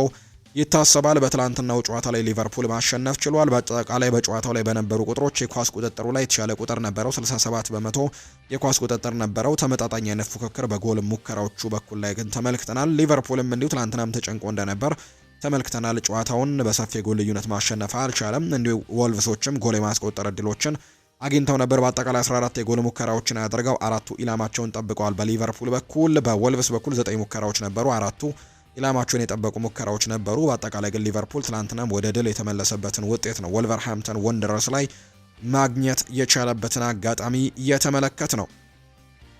እንግዲህ ከጨዋታው ጋር በተያያዘ አሰልጣኝ አርነ ስሎት ድል በማድረጋችን በጣም ደስተኛ ነኝ፣ ዋናው ነገር ድሉን ማሳካታችን ነው፣ በጣም የምወደው ነገርና ጥሩ አፈጻጸምም የሚኖረን ጨዋታው በድል ሲጠናቀቅ ነው ሲሉ ሀሳባቸውን ሰጥተው ነበር። ትላንትና ድል ማሳካት ችለዋል። ሌላኛው ምሽት ላይ የተደረገው ጨዋታና በርካቶችን በጉጉት ሲጠብቁት የነበረው ጨዋታ በስታንፈርድ ብሪጅ ቸልሲና አስተን ቪላ ያደረጉት መርሃ ግብር ነው። ይሄ ጨዋታ በብዙ መልኩ በጣም ተጠባቂ ነበር። ምክንያቱም አስተን ቪላ እጅግ በጣም አስቸጋሪ ቡድን እንደሆኑን ተመልክተናል። ባለፉት 10 ጨዋታዎች ተከታታይ ድል ማድረግ ችለው ነበር። ከትላንትናው ጨዋታ በፊት በነበሩት 10 መርሃ ግብሮች ባደረጋቸው ጨዋታዎችና የትላንትናው ጨዋታ እንዲጠበቅ አድርጎታል። በተለይ ደግሞ ጨዋታው በስታንፈርድ ብሪጅ መደረጉ ደግሞ ቸልሲ በጨዋታው ላይ ምናልባት ጥሩ ነገሮችን ማሳየት ይችላል የሚሉ አይነት እንግዲህ ሀሳቦች እንዲሰነዘሩ አድርጎ ነበር። ነገር ግን ጨዋታው የተጠናቀቀው በአስተን ቪላ 11ኛ ተከታታይ ድል ማግኘት ነው።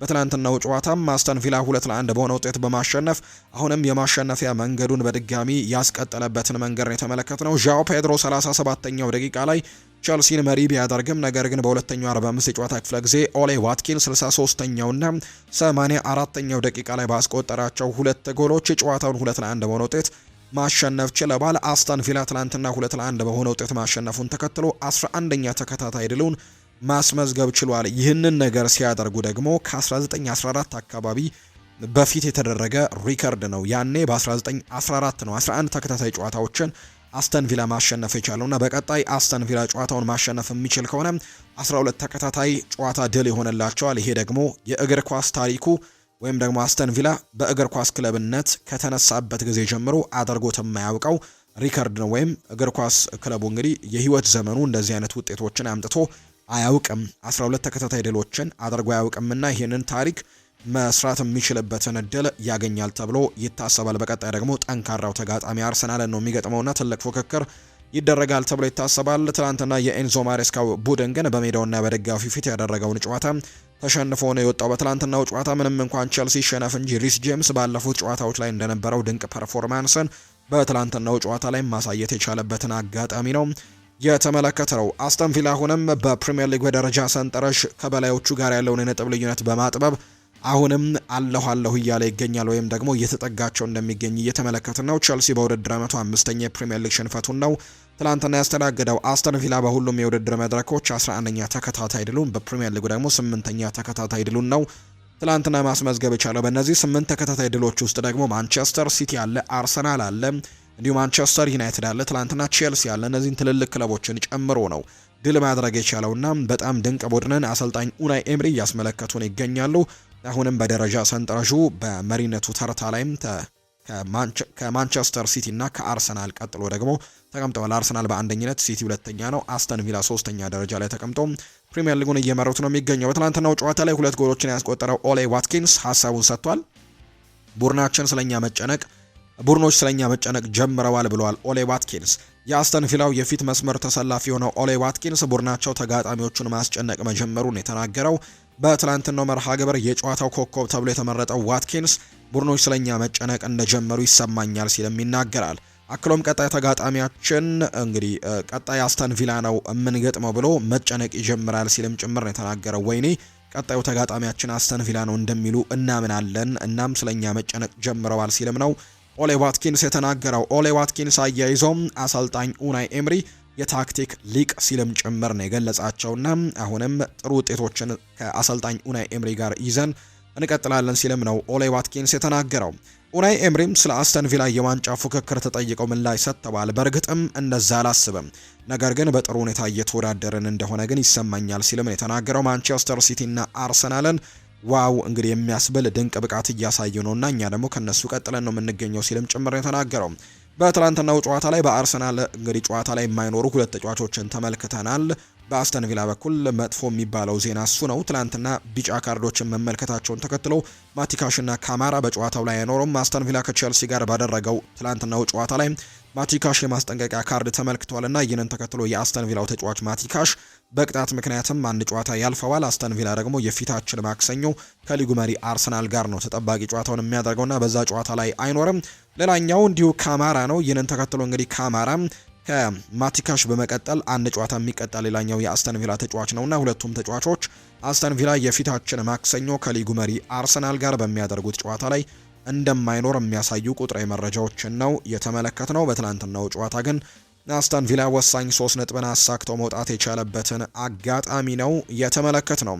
ዛሬም በተወዳጁ የእንግሊዝ ፕሪሚየር ሊግ ጨዋታዎች ቀጥለው የሚደረግ ይሆናል። ዛሬ 2 ያክል መርሃ ግብሮች ናቸው በተወዳጁ የእንግሊዝ ፕሪሚየር ሊግ የሚደረጉት። ሰንደርላንድ እና ሊድስ ዩናይትድ ቀን 11 ሰዓት ሲል ጨዋታቸውን ያደርጋሉ። ይህ ጨዋታ በስታዲየም ኦፍ ላይት በሰንደርላንድ ሜዳ የሚደረግ መርሃ ግብር ነው። እንግዲህ ሰንደርላንዶች የደረጃ ሰንጠረዣቸው ላይ ከፍ ለማለት እንዲሁ ደግሞ ሊድስ ዩናይትድ ከወራጅ ቀጠናው የዳንኤል ፈርከ ቡድን በይበልጥ ለመራቅም የዛሬው ጨዋታ ወሳኝ ይሆናል ተብሎ ይታሰባል። ይህ ጨዋታ በስታዲየም ኦፍ ላይት ሰንደርላንድ ሜዳ ላይ የሚደረግ መርሃ ግብር ነው። ቀን 11 ሰዓት ላይ ይደረጋል። ሌላኛው ምሽት 1 ሰዓት ከ30 ሲል ሴልኸርስት ፓርክ ስቴዲየም ላይ የሚደረገው ክሪስታል ፓላስ እና ቶትናም ሆትስፐርስ የሚያደርጉት ጨዋታ ነው። እንግዲህ ጨዋታም በትልቁ ይጠበቃል። የኦሊቨር ግላርሰን ቡድን በጣም አስቸጋሪ ጊዜ ላይ ከሚገኘው ከቶማስ ፍራንኩ ቶትንሃም ጋር ጨዋታቸውን ያደርጋሉ። ቶትንሃም ተከታታይ ሽንፈቶችን እያስተናገደ ከመሆኑ ጋር በተያያዘም የቶማስ ፍራንክ ቆይታ አጠያቂ እንደሆነ ይታወቃልና የዛሬውን ጨዋታ ምናልባት አሸንፈው መመለስ ይኖርባቸዋል። ካልሆነ ግን አጣብቂኝ ውስጥ መግባታቸው የሚቀጥል ነው የሚሆነው ቶማስ ፍራንክና የዛሬው ጨዋታ በጣም ተጠባቂ ይሆናል ተብሎ ይታሰባል። 18 ሳምንታትን በተጓዘው የተወዳጁ የእንግሊዝ ፕሪሚየር ሊግ አርሰናል 42 ነጥቦችን በመሰብሰብ የሊጉን መሪነት አሁንም በአንደኝነት እየመራው ይገኛል። ማንቸስተር ሲቲ በ2 ነጥቦች ዝቅ ብሎ በ40 ነጥብ ሁለተኛ ደረጃ ላይ ተቀምጧል። አስተን ቪላ በ39 ነጥቦች ሶስተኛ ደረጃ ላይ የተቀመጠ ቡድን ነው። አርሰናል ከሲቲ ጋር ያላቸው ነጥብ ልዩነት 2 ነው። እንዲሁ ደግሞ ሲቲና አስተን ቪላ ያላቸው ነጥብ ልዩነት 1 ነው። አስተን ቪላ ከአርሰናል ደግሞ በ3 ነጥቦች ነው ዝቅ ብሎ የተቀመጠው። ሊቨርፑል ወደ ቶፕ 4 ፉክክሩ ተመልሷል። 4ኛ ደረጃ ላይ ተቀምጧል 32 ነጥቦችን በመሰብሰብ። ቼልሲ በ29 ነጥቦች፣ ማንቸስተር ዩናይትድም በ29 ነጥቦች 5ኛና 6ኛ ደረጃ ላይ የተቀመጡበት ውጤት ነው የተመዘገበው። የደረጃ ሰንጠረዡ ግርጌ ላይ የሚገኙት ዌስትሃም ዩናይትድ በ13 ነጥብ 18ኛ፣ በርንሌ በ12 ነጥቦች 19ኛ፣ አንድም ጨዋታ በዚህ ውድድር ዓመት ማሸነፍ ያልቻለውና 2 ጨዋታዎችን ብቻ በአቻ ውጤት ያጠናቀቀውና 2 ነጥቦችን ብቻ የሰበሰበው ወልቨርሃምፕተን ወንደረርስ 2 ነጥቦችን ይዘው 20ኛ ደረጃ ላይ የተቀመጡበት ውጤት ነው የተመዘገበው። የከፍተኛ ግብ አስቆጣሪነቱን እየመራ የሚገኘው ኤርሊንግ ብራውት ሃላንድ ነው። 19 ግቦችን በማስቆጠር በመሪነቱ ላይ ተቀምጧል። ኢጎር ቲያጎ የብሬንትፈርድ አጥቂ 11 ግቦችን አስቆጥሮ ሁለተኛ ነው። አንቷን ሴሜኒዮ በ9 ግቦች ሶስተኛ ደረጃ ላይ ሲቀመጥ፣ ሁጎ ኤኪቲኬ ከሊቨርፑል 8 ግቦችን ያስቆጠረ ነው። ዳኒ ዌልቤክ፣ ዶሚኒክ ካልቨርት-ሉዊን፣ ዣን ፊሊፕ ማቴታ፣ ሞርጋን ሮጀርስ፣ ኒክ ቮልትማደ፣ ፊል ፎደን እና ሪቻርልሰን ደግሞ 7 ግቦችን ያስቆጠሩ ተጫዋቾች ናቸው። የአሲስቱን ደረጃ ጉዳት ላይ የሚገኘው ብሩኖ ፈርናንዴዝ እና ትላንትናም ለቲያኒ ራይንደርስ አሲስት ያደረገው ራያን ሸርኪ 7 አሲስቶችን በማድረግ እየመሩት እንደሚገኙ የተመለከትነው። ዛሬ 2 ጨዋታዎች ይደረጉና የ18ኛው ሳምንት መርሃ ግብሮች ደግሞ ፍጻሜያቸውን የሚያገኙ ነው የሚሆነው ዛሬ። በሌሎችም የአውሮፓ ታላላቅ ሊጎች ትላንትና ቀጥለው ጨዋታዎች ተደርገዋል። ለምሳሌ ያክል በጣሊያን ሴሪኤ ትላንትና የተደረጉ መርሃ ግብሮች ነበሩ። እነሱን እንመልከት። የጣሊያኑ ክለብ ዩቬንቱስ ትላንትና ጨዋታውን በድል ያጠናቀቀበት መርሃ ግብር ነው ትላንትና ያደረገው። ዩቬንቱስ ከፒየትሳ ጋር ያደረገውን መርሃ ግብር የጣሊያን ሴሪ 17ኛ ሳምንት መርሃ ግብሩን 2-0 በሆነ ውጤት ማሸነፍ ችሏል። የትላንትናውን የማሸነፊያ ግቦቹን ያስቆጠሩት ካሉሉና ኬናን ይልዲዝ ናቸው። ትላንትና ኳስና መረብን ማገናኘት የቻሉት ዩቬንቱስም ጨዋታውን ድል ማድረግ የቻለበትን አጋጣሚ ተመልክተናል። 32 ነጥቦችንም በመሰብሰብ በጊዜያዊነት ሶስተኛ ደረጃ ላይ ተቀምጠዋል። እንግዲህ ሌሎቹ ቡድኖች ጨዋታቸውን እስኪያደርጉ ድረስ ነው ዩቬንቱስ ሶስተኛ ደረጃ ላይ መቀመጥ የቻለው። ፒኤስጂ በ11 ነጥቦች 19ኛ ደረጃ ላይ የተቀመጠ ቡድን ነው። ዩቬንቱስ በቀጣይ ከሊቼ ጋር የሚያደርገው መርሃ ግብርም የሚጠበቅ ነው የሚሆነው። ሌሎች ጨዋታዎችም ትላንትና እንዲሁ ተደርገዋል። ፓርማና ፊዮረንቲና ጨዋታቸውን አድርገው ነበር። ፊዮረንቲና እንግዲህ በተለይ ባለፈው ሳምንት የመጀመሪያ ድሉን ማሳካቱ ይታወሳል። የመጀመሪያ ድሉ ደግሞ በሰፊ የጎል ልዩነት ያሸነፈበት መርሃ ግብር ነበር። 5-1 ነበር ባለፈው ሳምንት ያሸነፈው። በትላንትናው ጨዋታ ግን ወደ ሽንፈቱ ተመልሷል። ፓርማ ነው የትላንትናውን ጨዋታ 1-0 በሆነ ውጤት ማሸነፍ የቻለው። የሴስ ፋብሬጋሱ ቡድን ኮሞ ትላንትናም ድል ቀንቶታል። ከሊቼ ጋር ያደረገውን ጨዋታ 3-0 በሆነ ውጤት ማሸነፍ የቻለበት መርሃ ግብር ነው።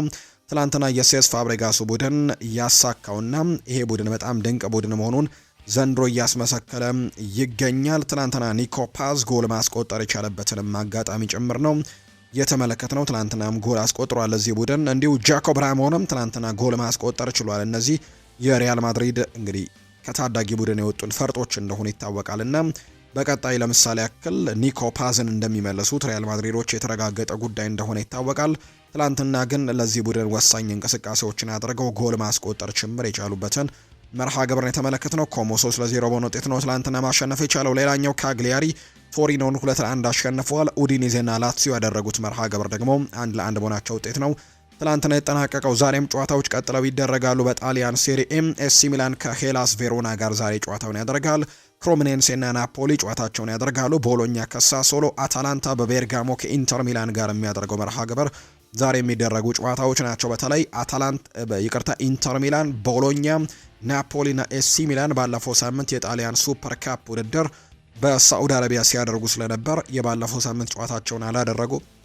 እንግዲህ ዛሬ ወደ ጨዋታም ይመለሳሉ። ከዛ ውድድር በኋላ ናፖሊ ሻምፒዮን እንደነበር እናስታውሳለን። ቦሎኛ ደግሞ የፍጻሜ ተፋላሚ እንደነበር የምናስታውሰው ነው። ዛሬ እነዚህ ጨዋታዎች በጣሊያን ሴሪ የሚደረጉ ናቸው። ኤሲ ሚላን በሜዳው ሳንሴሮ ጁሴፔ ማይዛ የሚያደርገው ቀን 8 ሰዓት ከ30 ሲል የሚደረግ መርሃ ግብር ነው። የናፖሊው 11 ሰዓት የሚደረግ ጨዋታ ነው። የቦሎኛ ከሳሶሎ 2 ሰዓት፣ እንዲሁ አታላንታና ኢንተር ሚላን ምሽት 4 ሰዓት ከ45 የሚያደርጓቸው መርሃ ግብሮች እንደሆኑ ነው የወጣላቸው መርሃ ግብር የሚያሳየው። ሌላኛው የሳዑዲ ፕሮ ሊግ የትላንትና ጨዋታን እንመልከት። ትላንትና አልናስር ከአልሁዱድ ጋር ጨዋታ ነበራቸው።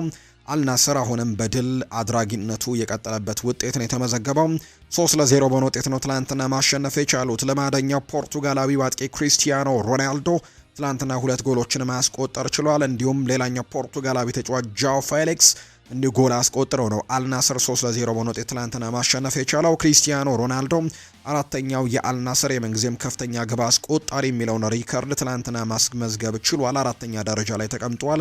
ወደፊትም እየገሰገሰ ነው የሚገኘው። ሮናልዶ በውድድር ዓመቱ 12ኛ የሊግ ጎሉን ነው ትላንትና ማስቆጠር የቻለው። ባለፉት 2 ዓመታት የሊጉ ከፍተኛ ግብ አስቆጣሪ እንደነበር ይታወሳል። አሁንም በከፍተኛ ግብ አስቆጣሪነቱ ነው እየመራ ነው የሚገኘው። ጃኦ ፌሊክስን በተመሳሳይ 12 ጎሎችን በሊጉ ማስቆጠር ችሏል። አልናስር በሊጉ ያደረጋቸውን 10 ጨዋታዎች በሙሉ ማሸነፍ ችሏል። በአጠቃላይ ሙሉ እንግዲህ ማግኘት የነበረበትን 30 ነጥብም በሙሉ በማሳካት በበላይነት ሊጉን እየመራ ነው የሚገኘው። ክሪስቲያኖ ሮናልዶ ከጨዋታው በኋላ ሀሳቡን ሰጥቷል። ማሸነፍ መቀጠል አለብን ሲል ነው ክሪስቲያኖ ሮናልዶ የሚናገረው። ለአልናስር 2 ግቦችን ያስቆጠረው ሮናልዶ ቡድኑ ማሸነፉን አጠናክሮ እንዲቀጥልም ጭምር ነው ያሳሰበው። የውድድር ዓመቱ ገና ረጅም ነው የሚለው ክሪስቲያኖ ግዴታ በአሸናፊነት መቀጠል አለብን በማለትም ጭምር ይናገራል። የውድድር ዓመቱ አጋማሽ ላይ ሊጉን ያሸነፈ ማንም ቡድን የለም ሲል ሮናልዶ ይናገራል። አልናስር በሳዑዲ አረቢያ ሊግ ታሪክም የመጀመሪያዎቹን 10 ጨዋታዎች ያሸነፈ የመጀመሪያው ክለብ ነው።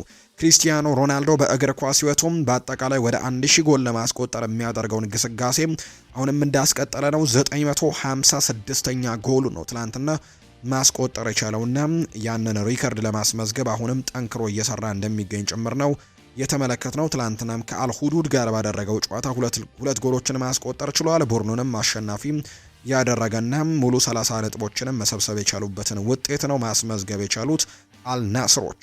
አሁን ደግሞ ክለቦችን የተመለከቱ ስፖርታዊ ጉዳዮችን እናንሳ። ማንቸስተር ዩናይትድን የተመለከተ መረጃን በማስቀደም ነው ከክለቦች የምንጀምረው። ካለፈው ሳምንት ጀምሮ የህይወቴ ምርጡ 6 ቀናት ነበሩ። ከቪላ ጋር የመጀመሪያ ጨዋታዬን ማድረጌንና እዚህ መጥቼ መጫወቴ የማይታመን ነገር ነው ብሏል ጃክ ፍሌቸር ሲናገር። በቃ ምርጥ የገና ስጦታ ነው። እናቴም ከዚህ የበለጠ ልታደርግ አትችልም አይደል? የማይታመን ነው ብላኛለች። ነገር ግን የፕሪሚየር ሊግ ቴምፖና ፍጥነትን ለመረዳት ጊዜ ያስፈልጋል ብዬ አስባለሁ። ትንሽ ጠንከር ያለ ነው። እግር ኳስ ከበድ ይላል በፕሪሚየር ሊግ ሲሆን 45 ደቂቃዎችን በመከላከልም ጥሩ አድርገናል ብዬ አስባለሁ። ተሰጥኦዬንም በተሻለ መልኩ እንደማሳየም ተስፋ አድርጋለሁ ሲል ጃክ ፍሌቸር ይናገራል። ሩበን አሞሪም ስለ ሊሳንድሮ ማርቲኔዝ ሀሳባቸውን ሰጥተዋል። ብዙ አይነት ባህሪያት ያሉት ተጫዋች ነው። ከኳስ ጋር ምርጥ ነው። በዚያም ደግሞ የዓለም ሻምፒዮን እንደመሆኑ መጠንም ስለ ጫናዎችን በደንብ የሚያውቅ ተጫዋች ነው። ምርጥ ተጫዋች መሆኑን በሚገባ አሳይቶናል። ሰዎች አንዳንዴ ስለ እጥረቱ ያወራሉ፣ ነገር ግን ትልልቅ ተጫዋቾች ያላቸው ክለቦችን ሲገጥሙ ብቃታቸው በጥሩ መልኩ ያስመለክታል ሲልም ጭምር የተናገረውና ጫና አያደርግበትም። ቁመቱ ምንም አይነት ተጽዕኖ እንደሌለው ጭምር እያስመለከተ ነው ሜዳ ላይ ሲል ይናገራል። ስለ ሊሳንድሮ ማርቲኔዝ አሰልጣኝ ሩበን አሞሪም ይቀጥልና ጫና ውስጥ ተከተውን ነበር ተጋጣሚያችን ሲል ይናገራል። ከትናንትና በስቲያ በነበረው እንግዲህ ጨዋታ ላይ ከኒውካስል ዩናይትድ ጋር የክንፍ ተጫዋቾቹም በአንዳንድ አጋጣሚዎች ላይ እንደ መስመር ተመላላሽም ሲጫወቱ ነበር። ከአርሰናል ጋር የነበረን የመጀመሪያው ጨዋታን አስታውሳለሁ። በ6 ተከላካይ ሲከላከሉም ነበር። ሀሳቡ ግን እንደዛ አልነበረም። ምንም እንኳን ሀሳብክ እንደዛ ባይሆንም ትላመዳለህ። በዚህ አይነት ሁኔታዎች ላይ ምንም አይነት ታክቲክ አይኖርም። በሁለተኛው አጋማሽ ላይ ውጤታችንን ለማስጠበቅ ስንጥር ነበር።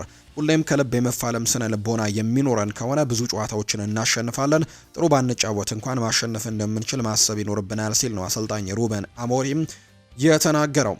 ዳቪድ ኦርነስቲን 2 የማንቸስተር ዩናይትድ ጉዳዮችን ከዝውውር ጋር አያይዞ አንስቷል። አንደኛው ዴቪድ ኦርነስቲን ከኤንቢሲ ስፖርት ጋር በነበረው ቆይታ ላይ ሲናገር ማንቸስተር ዩናይትድ ከጄምስ ጋርነር እና ሩበን ኔቬስ ጋር ስላለው ግንኙነትም ተጠይቆ ምላሹን ሰጥቷል። በዚህ ጉዳይ ላይ እስካሁን ግልጽና ተጨባጭ የሆነ መረጃን ማግኘት አልቻልኩም ሲል ነው የሚናገረው ዳቪድ ኦርነስቲን። ማንቸስተር ዩናይትድ በጥሩ የተጫዋቾች የዝውውር መስኮት የመሃል ሜዳ ስፍራ ተጫዋች የማስፈረም እድሉ ዝቅተኛ ነው ወይ እንዲሁ ተብሎም ተጠይቆ ነበር። እንደዛ ሲልም አዎ ሲል ነው የተናገረው። ዩናይትድ የመሃል ሜዳ አማካይ ተጫዋችን የሚያስፈርምበት ከፍተኛ እድል አለው በመጪው የክረምት የዝውውር መስኮትም ወቅት ሲልም ነው የተናገረው እንጂ በጥር ተጫዋቾች የዝውውር መስኮት የማስፈረም እድሉ ምናልባት ጠባብ ሊሆን እንደሚችል ነው ዴቪድ ኦርነስቲን በዝውውር ጉዳይ ላይ ስለ ማንቸስተር ዩናይትድ ያነሳው። ሌላኛው ዴቪድ ኦርነስቲን ያነሳው ጉዳይ ማንቸስተር ዩናይትድ ሴሜኒዮን ለማስፈረም የቻለውን ሞክሯል። ነገር ግን በአውሮፓ ውድድር ላይ ሳይሳተፉ ከእንደዚህ አይነት ድንቅ ተጫዋች ጋር ክለቦች ጋር መፎካከር ከባድ አድርጎባቸዋል። ያ ነገር ምናልባት ወደ ኋላ የጎተታቸው ይመስለኛል ሲልም ጭምር ሀሳቡን ሰጥቷል ዳቪድ ኦርነስቲን። ፓትሪክ ዶርጉም ሀሳቡን ሰጥቷል። ከሰሞኑ ሲሰነዘር የነበረው ትችትና ያንተ አቀባበል እንዴት ነበር የሚል ጥያቄ ቀርቦለት ነበር ለፓትሪክ ዶርጉ ሲናገር፣ በእርግጥም መተቸት ጥሩ አይደለም፣ ነገር ግን እንደ ተጫዋች መተቸት ያለ ነው። ነገር ግን ያንተ ምላሽ ደግሞ ጥሩ ሊሆን ያስፈልጋል። እናም ባለፉት ጥቂት ጨዋታዎችም ጥሩ መልሶችን ሰጥቻለሁ ብዬ አስባለሁ። ከጥቂት ሳምንታት በፊት አሰልጣኙ የራስ መተማመንን በተመለከተ አውርቶኝ ነበር። በዚህም ራሴን በመመልከት ሊነግረኝ የፈለገውን ለመረዳት ሞከርኩኝ። ከዚያም ራሴን በጥሩ መልኩ ለመገንባትም ሞክሬያለሁ። ፓትሪክ ዶርጉ የቀጠለና ወደ አፍሪካ ዋንጫ እየሄዱና የተጎዱ ተጫዋቾች ያሉን፣ ስለዚህም ይህ አጋጣሚ በዚህ ቡድን ውስጥም ራሴን ለማሳየት እድሉን ሰጥቶኛል ብዬ አስባለሁ። ባለፉት 2 ጨዋታዎች ላይም ይህንን እያደረኩኝ እንደሆነ ይሰማኛል። በአሁኑም በዚህ መቀጠልና አሰልጣኙ ደስታ ለማድረግም መሞከር ብቻ ነው የሚያስፈልገኝ ሲልም ጭምር ነው ፓትሪክ ዶርጉ የተናገረው። ዶርጉ ከመልበሻ ክፍል መሪ ቡድን አባላትም ምክር መቀበሉንም እንዲሁ ተጠይቆ ምላሹን ይሰጣል። የመልበሻ ክፍሉ መሪዎችም ብሩኖ ዳሎ፣ ማዝራዊ፣ ሂተን፣ ሊሳንድሮ ማርቲኔዝ እና ማጓየር መሆናቸውን ገልጿል። ዶርጉም ስለ እውነቱ ሲናገር የቡድን አጋሮች ረድተውኛል፣ ብሩኖ ፈርናንዴዝን ጨምሮ አንዳንድ የቡድኑ መሪዎችም ተጫዋቾችንም አውርቻለሁ። እነርሱም በራስ መተማመኔን ለማሳደግና በልምምድም ጥሩ ለመሆን በዕለት ተዕለትም ተግባራት ላይ ምን ማድረግ ያለብኝን ነገር በተመለከተ ረድተውኛል ሲልም ጭምር ነው የተናገረው። በቀኝ ክንፍ ስለመጫወትም ተጠይቆ ነበር። ይህንን በቀድሞ ክለቤም ስላደረግኩት ለእኔ አዲስ ነገር አይደለም። ግቡን በማስቆጠርም ደስተኛውን ሆኛለሁ። በጨዋታው ላይም በርካታ የጎል ሙከራዎችን ለማድረግ ልምምድ ላይ ወጥሬ እየሰራሁ ነበር። እናም ጥሩ አድርጌ ለግሻለሁ ብዬ አስባለሁ። ከመረብ በማዋሃዴም ደስ ብሎኛል። ከጥቂት ቀናት በፊት በቀኝ በኩል ስለመጫወት አውቅ ነበር። ስለዚሁ እንዴት መጫወት እንዳለብኝ ለማስታወስ ሞክሬያለሁ። በቃ ተመሳሳይ ነው። ጠንካራ እግርህን ነው የምትጫወተው። ስለዚህም አንዳንዴ ማጥቃትና ከቡድን አጋሮች ጋርም በመገናኘት የበለጠ ቀላል ይሆናል፣ ለዚህም ደግሞ በጣም ቀላል ሆኖልኛል ሲል ነው ፓትሪክ ዶርጉ የተናገረው።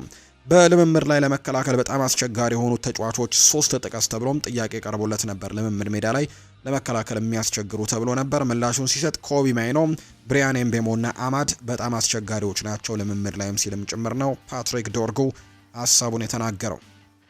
አርሰናልን የተመለከቱ መረጃዎችን ደግሞ እናንሳ።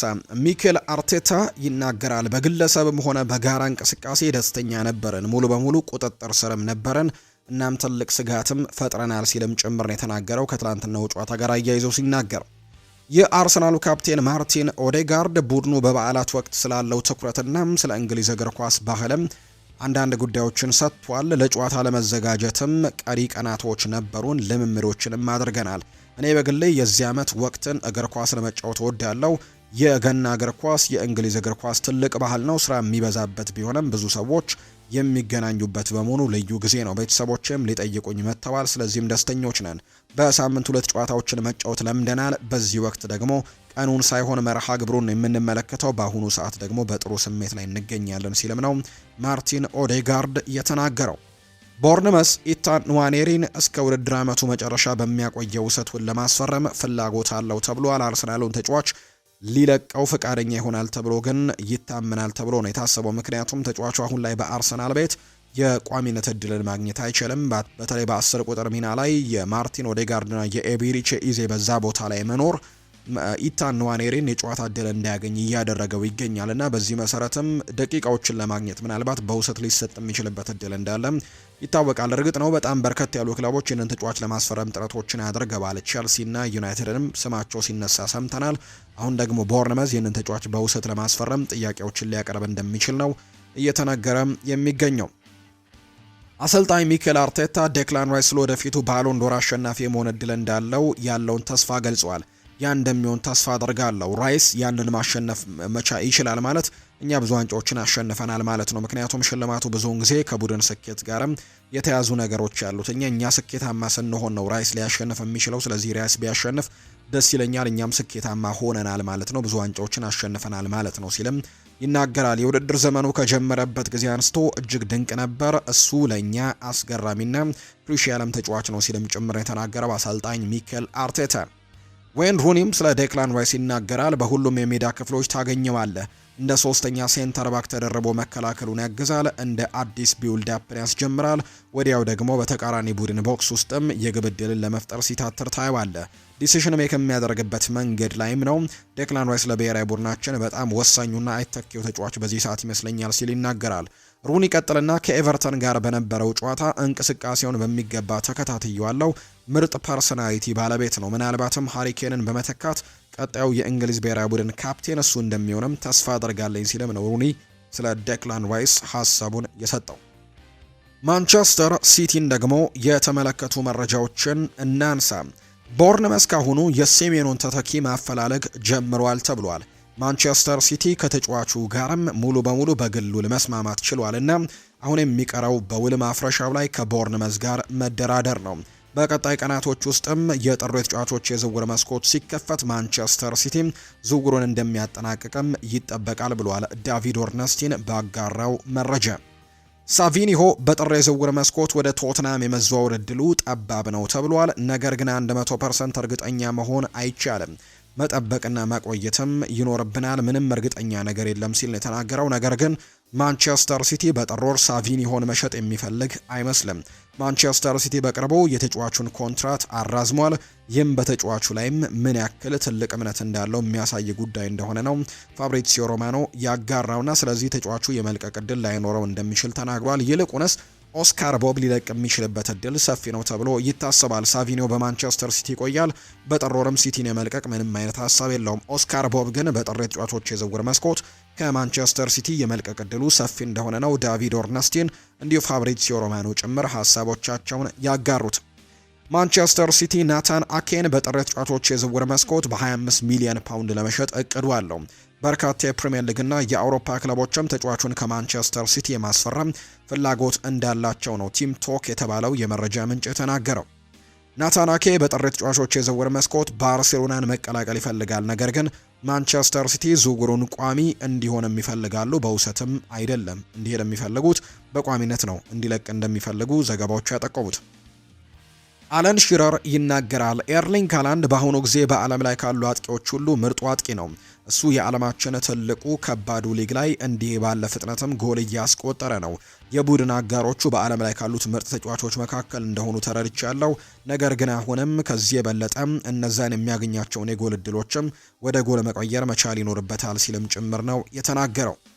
ካርሎስ ባሌባ ማንቸስተር ሲቲ በሚቀጥለው ክረምት መሃል ሜዳውን ለማጠናከር ይሆናል ካላቸው የመሃል ሜዳ ተጫዋቾች መካከል አንደኛው ነው ሲል ስካይ ስፖርት ይናገራል። ማንቸስተር ሲቲ በቀጣይ ይህንን ተጫዋች ለማስፈረም ትልቅ ፉክክር ያደርጋል ተብሎ ይጠበቃል። ኤሊዮት አንደርሰንም እንዲሁ የማንቸስተር ሲቲ ኢላማ ነው። ማንቸስተር ዩናይትድም እነዚህን ሁለት ተጫዋቾች ማስፈረም እንደሚፈልግ ይታወቃልና በሚቀጥለው ክረምት በሚኖረው የተጫዋቾች የዝውውር መስኮት እነዚህን ሁለት ተጫዋቾች ለማስፈረም ከሁለት አንዱን ለማስፈረም ሁለቱ የማንቸስተር ከተማ ክለቦች በጣም ትልቅ ፉክክሮችን ሊያደርጉ የሚችሉበት እድሉ እንዳለ የሚያሳዩ መረጃዎች ናቸው የሚገኙት። ሊቨርፑልን የተመለከቱ መረጃዎችን እንመልከት። ወጣት ተጫዋቾች ከማህበራዊ ሚዲያ መራቅ አለባቸው ብለዋል የመርሲሳይዱ ክለብ ሊቨርፑል አምበል ቨርጂል ቫን ዳይክ ነው ይህን ሀሳብ የሰጠው። ቀጣዩ ትውልድና ወጣት ተጫዋቾች ከማህበራዊ ሚዲያ ሊርቁ እንደሚገባ ነው የተናገረው። ቀላል አይደለም ሲል የማህበራዊ የሚዲያ ተጽዕኖውን የገለጸው ቫን ዳይክ ለቀጣዩ ትውልድ ከባድ ይሆናል ሲልም ጭምር ይናገራል። እኔና ሙሐመድ ሰላም ሁሌም ቢሆን ለወጣት ተጫዋቾች ከማህበራዊ ሚዲያ እንዲርቁ እንነግራቸዋለን ሲል ነው ቨርጂል ቫን ዳይክ የተናገረው። ስለ ዲየጎ ዦታም ሀሳቡን ሰጥቷል። ዲየጎ ለኔ ለቡድኑና ለክለቡ ብዙ ትርጉም ነበረው። እሱ አስደናቂ ሰው ነበር። በባህሪውና በስነ ምግባሩም ፖርቱጋላዊ አይመስልም ነበር። ሰዎች እሱ የበለጠ ስኮትላንዳዊ ነው በማለትም ማክ ጆታም ብለው ይጠሩት ነበር። በጣም ባህሪው የተለየ ነው ሲልም ጭምር ነው የተናገረው ቨርጂል ቫን ዳይክ ስለ ዲየጎ ዦታ ሲናገር። በሐምሌ ወር የዲየጎ ዦታንና የወንድሙ አንድሪያስ ሲልቫን ማጣት ማናችንም ልንዘጋጅበት የማንችለው ነገር ነበር።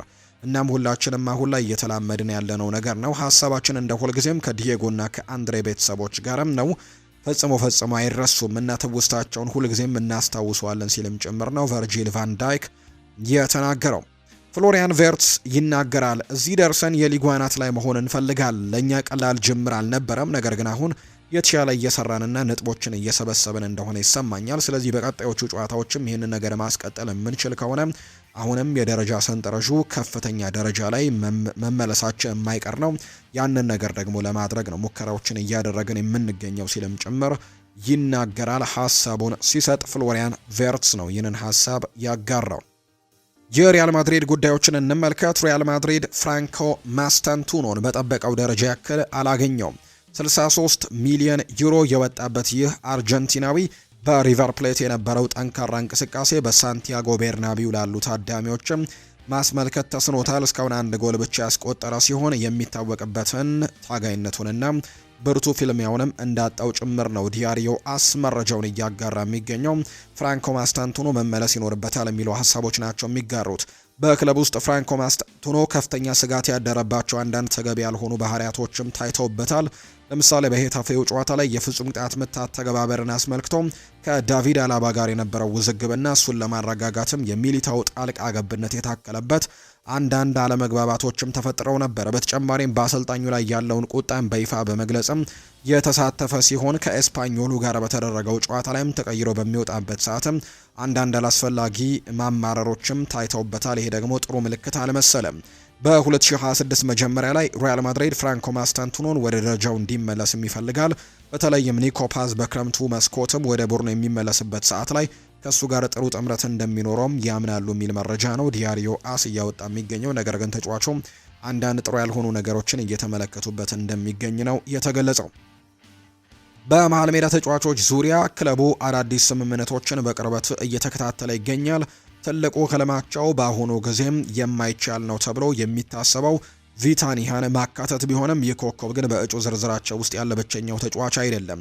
ቪታኒያ ከወራት በፊትም የታየውንና አሁን ደግሞ ከመቼውም ጊዜ በላይ ከጉልህ እየታየ ደግሞ ያለውን የአማካይ ክፍል የፈጠራ እጦትን ለመፍታትም እየተያዘ ያለው ትልቁ እቅድ እንደሆነ የሚያሳዩ መረጃዎች ናቸው እየወጡ የሚገኙትና ቪታኒያ በቀጣይ ይህንን ቡድን ሊቀላቀል የሚችልበት እድል እንዳለ የሚያሳዩ መረጃዎች አሉ። ነገር ግን ፓሪስ ሰን ዠርሜን በቀላሉ ይህንን ተጫዋች ይለቀባል ተብሎ አይታሰብምና በጣም ከባድ ዝውውር ሊሆን እንደሚችል የሚያሳዩ መረጃዎች ናቸው አሁን ላይ እየወጡ የሚገኙት። ከቪቲያኒ ጋር በተያያዘ ጆርጅ ፒኮን ነው ሬሌቮ መረጃውን ያጋራው። ትላንትና እንግዲህ ሉካስ ቫስኪዩዝ የተለያዩ ጥያቄዎች ቀርበውለት ምላሹን ሲሰጥ ተመልክተናል። በ2018 ክረምት ክሪስቲያኖ ሮናልዶ ሪያል ማድሪድን ለቆ ሄደም። እሱን የሚያክል ኮከብ ቡድኑን ለቆ ሲሄድም መላመድ ግድ ነበር። እንዴት ያንን አስቸጋሪ ጊዜ ያለፋችሁት የሚል ጥያቄ ቀርቦለት ነበር። ሉካስ ቫስኪዩዝ ስለ ሮናልዶ ምን ማለት እችላለሁ? እሱ በእግር ኳስ ዘመኑ በተጫወተበት ክለብ ሁሉ ወሳኝ ተጫዋች ነበር። በሪያል ማድሪድም ታሪክ ታላቁ ተጫዋች ነው። የሱ ክለብን መልቀቅም በእያንዳንዱ ቡድን ውስጥ የሚሰማ አይነት ተጽዕኖ አለው። ለኛ ደግሞ ትልቅ ጉዳይ ነበር። ነገር ግን ሪያል ማድሪድ በተለየ መንገድ ችግሮቹን ያልፋል፣ ለማሸነፍም መንገድ ይፈልጋል፣ ከዛም ወደ አቋም ይመለሳል ብሏል። እኛ ክሪስቲያኖ ሮናልዶ በሪያል ማድሪድ ቤት ላደረገውና ለክለቡ በሰጠው ነገር ሁሉ ደግሞ አመስጋኞች ነበርን ሲልም ነው ሉካስ ቫስኪዩዝ የተናገረው። ሉካስ ቫስኪዩዝ ይቀጥልና ስለ ቪኒሲዮስ ጁኒየር ሲናገር ቪኒ በሜዳ ላይ ያለ ማሽን ነው፣ ደከመኝ ሰለቸኝ የማይል ሁልጊዜም ተጋጣሚን አንድ ለአንድ የሚያስጨንቅ ሁልጊዜም ተከላካዮችን ለመበታተንም የሚሞክር ምናልባትም አስፈላጊ መሆን የሚወድ የሪያል ማድሪድ ተጫዋች ከመሆንም ጋር የሚመጣውን ኃላፊነትም የሚወድ ሰው ነው። እናም እያንዳንዱ ጊዜ ላይ ደግሞ እንደ ሁላችንም ስህተት ሊሰራ ይችላል። ነገር ግን እሱን ማክበርና በማንነቱ መውደድ ደግሞ ይኖርብናል ሲለው ነው ሉካስ ቫስኪዩዝ ስለ ቪኒሲዮስ ጁኒየር የተናገረው። የሌቨርኩዘን ተጫዋች ስለ ሪያል ማድሪድም ይጠይቁሃል ወይ ተብሎ ተጠይቆ ነበር። አሁን በሌቨርኩዘን ነው የሚገኘውና የሌቨርኩዘን ተጫዋቾች ስለ ቡድኑ ይጠይቋል ስለ ሪያል ማድሪድ ወይ የሚል ጥያቄ ቀርቦለት ነበር። አዎ ብዙ ጊዜ ጠይቁኛል። ምን መሰለ፣ በውጭ ያለው ዓለም ያለው ሁሉም ሰው ሪያል ማድሪድ የዓለማችን ትልቁ ክለብ እንደሆነ ጠንቅቆ ያውቃል። እናም ይህንን መጠየቃቸው ተፈጥሯዊ ነው።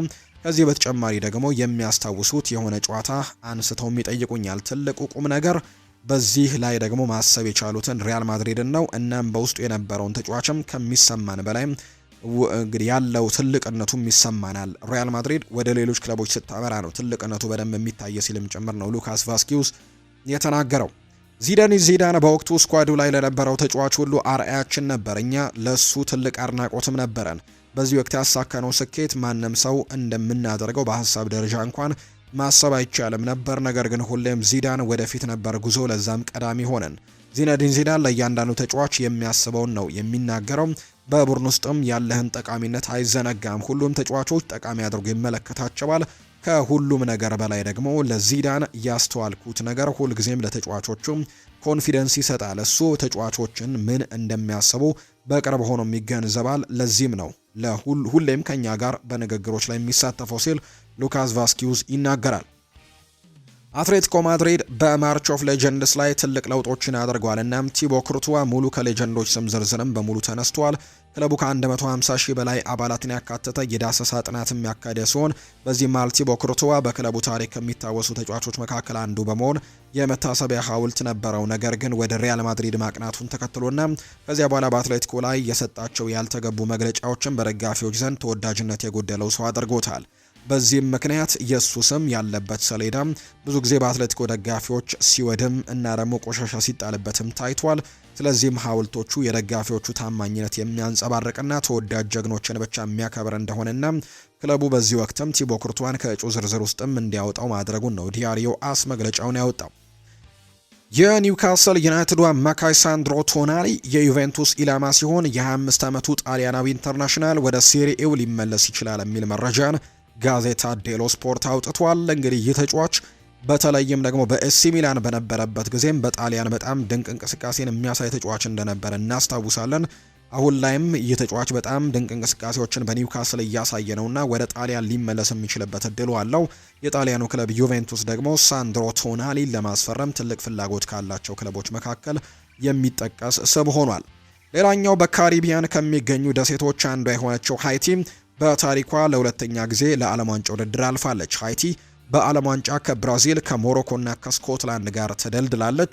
የብሔራዊ ቡድን አሰልጣኝ የሆኑት ሰባስቲያን ሚኞ እንዲህ ከዚህ በፊትም ከምድብ ተጋጣሚያቸው አንዷ ሞሮኮን ለመከታተልም በአፍሪካ ዋንጫ እገኛለሁ ብለው ነበር። አሰልጣኙ እንዳሉትም በአሁኑ ሰዓት በሞሮኮ ተገኝተው የተጋጣሚዎችን ጨዋታ በመከታተል ላይ ይገኛሉና ግምገማዎችን እያደረጉ ነው የሚገኘው። በእንግሊዝ የበዓል ሰሞን ጨዋታዎች የአሮጌው ዓመት ማጠናቀቂያ ላይ የሚደረጉ በመሆናቸው በርካታ ተመልካቾች የሚታደሙባቸውና ልዩ ትዝታም የሚያስተውሉባቸው ጨዋታዎች ናቸው። በተለይም የቡድኖቹ አቅም አብዝቶ የሚፈተንበት የጨዋታዎች መደራረብ፣ ይህንን ተከትሎ የሚገጥሙ የተጫዋቾች ጉዳትና በዋናነት ደግሞ ክለቦችን ተጋጣሚያቸውን በማሸነፍ ለደጋፊዎች ልዩ የበዓል ስጦታን ለማድረግም ሜዳ ላይ የሚያሳዩት ያልሸነፍ ባይነት ትንቅንቅም የብዙዎችን ትኩረት የሚስብ ነው።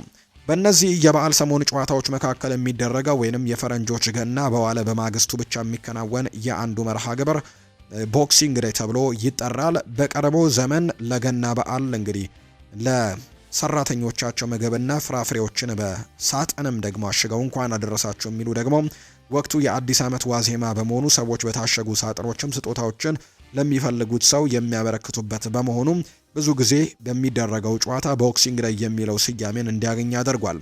ለረጅም ዓመታትም በዚህ የቦክሲንግ ዴይ እስከ 10 የእንግሊዝ ፕሪምየር ሊግ ጨዋታዎችም የሚደረጉበት ነበር። በውድድሩ አዘጋጆች የሊጉን መርሃ ግብሮችም ሲያወጡ ጊዜውን የበዓል ዋዜማ እንደመሆኑ መጠን ክለቦችና ደጋፊዎችም ረጅም ርቀት ተጉዘው እንዳይሄዱ በማድረግም በቅርብ ርቀት ከሚገኙ ቡድኖችም እንዲጫወቱ ያደርጉ ነበር። የመርሃ ግብር አወጣጥ ደግሞ ተጫዋቾችንና ደጋፊዎችን በበዓል ሰሞን ብዙ ርቀቶችን በመጓዝ ድካም እንዳይሰማቸው የሚያደርግ ቢሆንም በዚህ ጊዜ ግን በርካታ የደርቢ ጨዋታዎች እንዲደረጉም እድል የፈጠረም ሆኖም አልፏል። ጎረቤታሞችና የምንጊዜም ተቀናቃኝ ክለቦች ሲገናኙ የአሸናፊው ቡድን ደጋፊዎችና ተጫዋቾች የአሮጌውን ዓመት ማጠናቀቂያ በልዩ ትዝታ የሚደመድሙበት፣ የተሸነፉት ደግሞ መጪውን አዲሱን ዓመት በቁጭትና ሌላ ድልም ለማግኘት ተስፋን የሚሰንቁበት ይሆናል። በዚህ ዓመት ባልተለመደ መልኩ ማንቸስተር ዩናይትድ ከኒውካስል ዩናይትድ ጋር ያደረጉት ጨዋታ የዓመቱ ብቸኛው የቦክሲንግ ዴይ መርሃ ግብር ሆኖ አልፏል። በፕሪሚየር ሊጉ ይፋ እንዳደረገው ከሆነ በቅርብ ጊዜያት የተጀመሩት የአውሮፓ ውድድሮች በሊጉ መርሃ ግብር ላይ ተጽዕኖን አሳድረዋል። በተለይም የዚህ ዓመት የእንግሊዝ ፕሪሚየር ሊግ ከእስከዛሬዎቹ በተለየ መልኩ 380ዎቹ ጨዋታዎች በ33 ሳምንታት የሚጠናቀቁ መሆናቸው ነገሮችን ፈታኝ እንዳደረጋቸውና በዚህ መልኩም በ2025 እንደ አንድ የቦክሲንግ ዴይ ጨዋታ ብቻ እንዲኖር ማድረጉን ያስታወቀው።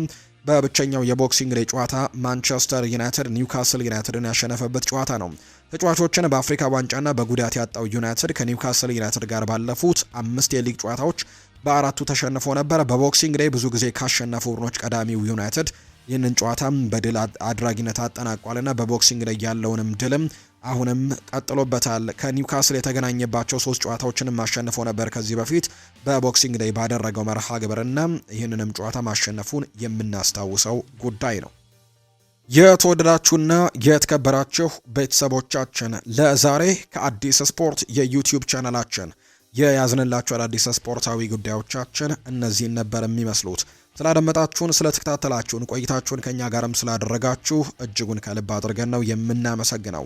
ፉአድ ባህሩ የዛሬውን ፕሮግራም እየመራው ከእናንተ ጋር ቆይታን አድርጌያለሁ። በቀጣይ ፕሮግራሞቻችን ሌሎች ስፖርታዊ ጉዳዮችን አካተን በድጋሚ ተመልሰን የምንገናኝ ይሆናል። ስላደመጣችሁኝ፣ ስለተከታተላችሁኝ ቆይታችሁ በሙሉ ከኛ ጋር ስለነበር ግን ከልብ አድርገን እናመሰግናለን። በቀጣይ ፕሮግራሞቻችን ሌሎች ስፖርታዊ ጉዳዮችን አካተን በድጋሚ ተመልሰን የምንገናኝ ይሆናል። ለዛሬ ግን ስላደመጣችሁኝ፣ ስለተከታተላችሁኝ ከልብ አድርጌ ነው የማመሰግነው። መልካም ጊዜ እንዲሆንላችሁም ነው በአክብሮት የምመኘው።